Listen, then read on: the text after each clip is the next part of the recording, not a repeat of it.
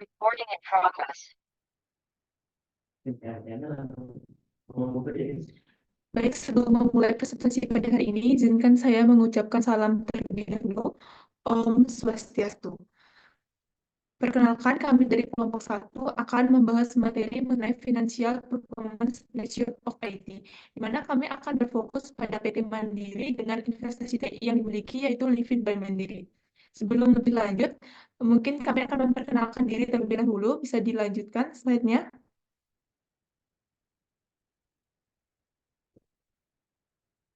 Dimulai dari saya sendiri, yaitu Ketucana Dipasanti dengan NIM 2215091091.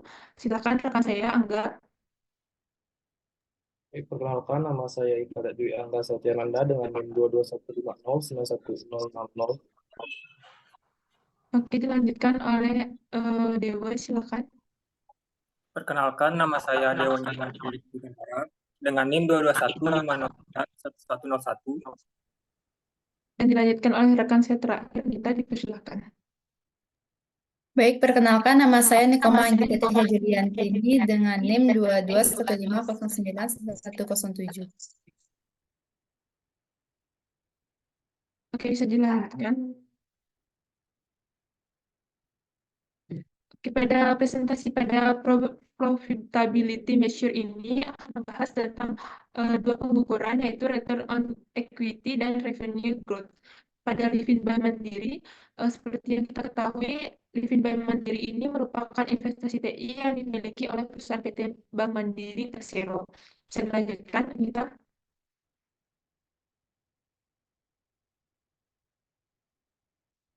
Ini merupakan perkenalan singkat Livin by Mandiri, yaitu investasi yang dimiliki oleh PT Mandiri, di mana Livin by Mandiri ini diluncurkan pada Oktober 2021, di mana aplikasi Livin by Mandiri ini telah diunduh sebanyak lebih dari 7,5 juta kali dengan total pengguna menembus 10 juta nasabah, serta melayani lebih dari 1,5 miliar transaksi dengan nilai transaksi sebesar 1.630 triliun. Dilanjutkan.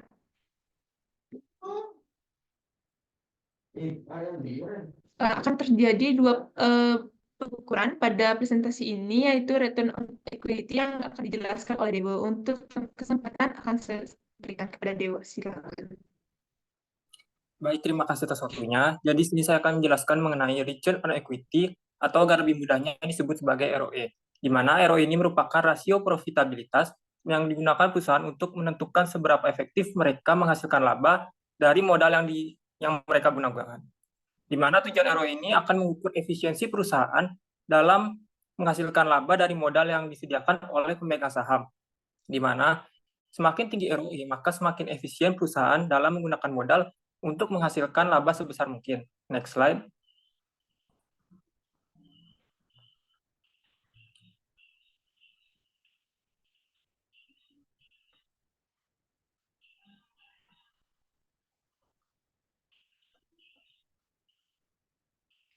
Selanjutnya adalah pengukuran return on equity pada aplikasi Livin by Mandiri sebagai investment IT dari perusahaan PT Mandiri, di mana rumus umum dari ROE adalah net profit dibagi dengan equity, di mana net profit ini merupakan laba bersih dari sebuah perusahaan, kemudian equity ini merupakan modal yang diberikan oleh pemegang saham, di mana di sini saya akan mengambil dua data dari website resmi milik PT Mandiri, di mana saya mengambilnya dari buku laporan keuangan tahun 2022, di mana di sana disebutkan bahwa fee-based income yang berasal dari aplikasi Livin by Mandiri mencapai hingga 1,37 miliar pada tahun 2022, sedangkan pada tahun 2021 itu mendapat sekitar 1,397 miliar, di mana total ekuitas juga saya ambil dari website yang sama, website Mandiri, dan pada laporan tahunan 2022 dan 2021, di mana di sana disebutkan bahwa total ekuitas pada tahun 2021 itu 202 jutaan, kemudian 2022 itu sekitar 252 jutaan, di mana kita tinggal masukkan datanya saja pada ROE. Untuk perhitungan pada aplikasi Livin by Mandiri, saya akan memasukkan laba bersihnya itu sebagai fee-based income by Livin, di mana di situ pada tahun 2021 saya tinggal memasukkan angkanya 1,397 M dibagi dengan ekuitas pada tahun 2021 yaitu 222 juta, sehingga ROE yang dihasilkan sekitar 6,29. Kemudian ROE pada tahun 2022 itu menghasilkan sekitar 6,89. Di mana dari hasil ini kita bisa melihat bahwa dari tahun 2021 itu mengalami peningkatan sebesar 0,6 poin atau sekitar 9,54%. Di mana ini menunjukkan bahwa tingkat profitabilitas perusahaan meningkat sebanyak 9,54%. Baik, jadi ini dia mengenai ROE yang dihasilkan dari aplikasi Livin by Mandiri. Untuk perhitungan selanjutnya akan dilanjutkan oleh rekan saya. Baik, terima kasih Dewa atas penjelasannya. Jadi saya akan melanjutkan pada pengukuran melalui revenue growth, di mana pengertian dari pengukuran ini yaitu menjelaskan tentang pertumbuhan pendapatan yang diukur dalam presentasi selama periode waktu tertentu. Biasanya diukur pada 1 tahun, di mana revenue growth ini menunjukkan peningkatan pendapatan yang dihasilkan oleh perusahaan setelah melakukan investasi TI. Lanjutkan.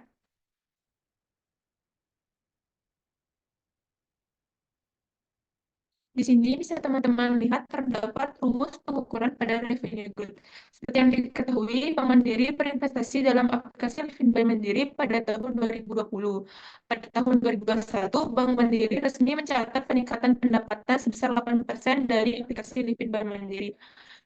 Peningkatan pendapatan ini saya dapatkan dari pengukuran revenue growth dengan rumus pendapatan pada tahun 2021 dikurang pendapatan pada tahun 2020 dibagi pendapatan 2020 dikali 100%, di mana perhitungan saya menggunakan hitungan persen. Pada pendapatan 2021, keuntungan yang didapatkan ialah 74%, serta pendapatan pada tahun 2020 yaitu 68,5%.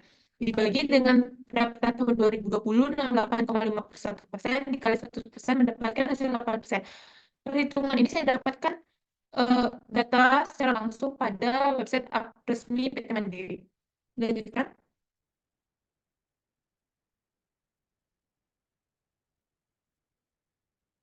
Jadi disimpulkan dengan perhitungan tersebut, investasi Bank Mandiri dalam aplikasi Livin by Mandiri menghasilkan revenue growth sebesar 8%, di mana Bank Mandiri kemudian menggunakan informasi ini untuk memutuskan apakah akan melanjutkan investasi dalam aplikasi Livin Mandiri atau tidak.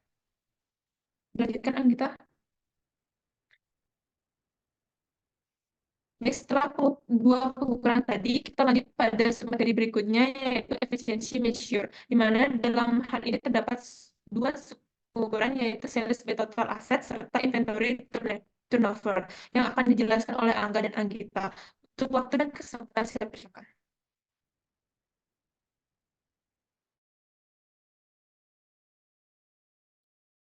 Baik, terima kasih atas kesempatan yang diberikan kepada saya. Ini saya akan menjelaskan mengenai materi sales by total asset atau terkait pengukuran efektivitas. Yang pertama itu terkait sales by total asset, yang dimana ini merupakan sebuah rasio yang menunjukkan seberapa efisien investasi TI yang dilakukan oleh Bank Mandiri, yaitu dalam kasus ini aplikasi mobile Livin by Mandiri dalam menghasilkan penjualan dibandingkan dengan total aset yang diinvestasikan dalam aplikasi mobile Livin by Mandiri itu. Nah, untuk mengukur ini ada rumus yang bisa dilihat.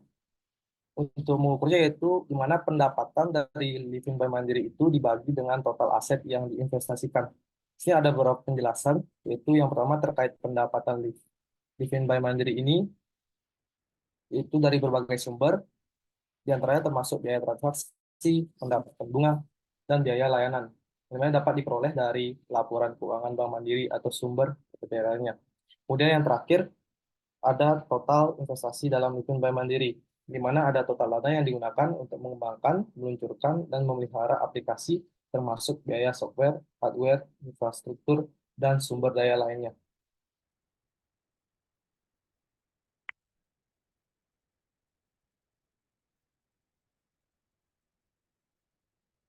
Selanjutnya yaitu terkait perhitungan dan analisis sales by total asset di Livin by Mandiri. Di sini ada dua data, yaitu yang saya ambil dari beberapa referensi yang sudah saya cantumkan di bawah. Yang pertama yaitu terkait data total transaksi Livin by Mandiri di tahun 2022, yaitu sebesar 2.435 triliun. Kemudian total asetnya yang diinvestasikan yaitu sebesar 500 miliar. Nah, terkait perhitungan seperti rumus yang saya jelaskan tadi, yaitu yang dimana total transaksi Livin Bank Mandiri itu dibagi dengan total aset yang diinvestasikan di Livin Bank Mandiri. Dimana berarti perhitungannya 2.435 triliun ini dibagi dengan 500 miliar, dimana mendapatkan sebesar 4,87. Nah, di mana sehingga hasil analisisnya yang pertama rasio sales by total asetnya sebesar 4,87 yang dimana menunjukkan bahwa Livin Bank Mandiri ini sangat efisien dalam menghasilkan pendapatan dibandingkan dengan aset yang diinvestasikan di aplikasi Livin Bank Mandiri ini. Nah, yang kedua yaitu rasio ini jauh lebih tinggi dibandingkan rata-rata industri perbankan di Indonesia yang umumnya sekitar 1,5. Kemudian yang terakhir menunjukkan bahwa Livin Bank Mandiri mampu menghasilkan lebih banyak pendapatan dengan aset yang lebih sedikit. Oke, mungkin itu saja terkait penjelasan sales Bank Mandiri, sales by total aset. Untuk selanjutnya saya kembalikan. Baik, terima kasih Angga atas penjelasannya. Untuk pengukuran selanjutnya akan dijelaskan oleh Anggita. Untuk Anggita, kesempatan saya berikan. Baik, terima kasih atas kesempatannya. Di sini saya akan menjelaskan mengenai inventory turnover. Nah, inventory turnover itu merupakan rasio yang digunakan untuk mengukur seberapa cepat suatu perusahaan menjual atau menghabiskan persediaannya dalam suatu periode tertentu. Nah, ada tiga aspek atau tiga rasio yang penting dalam inventory turnover. Yang pertama yaitu ada jumlah pengguna aktif, kemudian ada jumlah transaksi, dan yang terakhir yaitu jumlah saldo dari nasabah.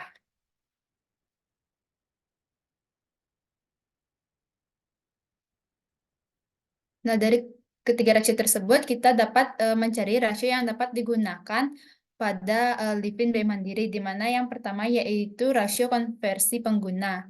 Nah, rasio konversi pengguna ini merupakan suatu pengukuran yang dapat menentukan seberapa persentase pengguna yang mendaftar dan kemudian melakukan tindakan yang diinginkan seperti melakukan transaksi atau membuka rekening.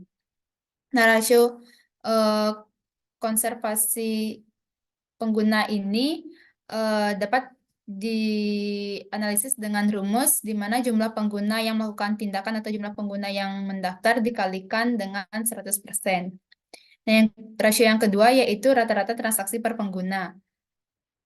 Rata-rata transaksi per pengguna yaitu rasio yang digunakan untuk mengukur rata-rata berapa kali pengguna melakukan transaksi dalam satu periode tertentu. Nah, rumusnya yaitu jumlah transaksi dibagi dengan jumlah pengguna aktif. Kemudian rasio yang ketiga yaitu rata-rata saldo per pengguna. Nah, rasio rata-rata saldo per pengguna ini digunakan untuk mengukur rata-rata saldo yang dimiliki pengguna di aplikasi dalam suatu periode tertentu. Rumusnya yaitu total saldo nasabah dibagi dengan jumlah pengguna aktif.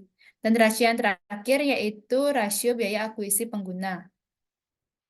Rasio biaya akuisisi pengguna ini digunakan untuk mengukur berapa biaya yang dikeluarkan untuk menarik dan mendapatkan pengguna baru.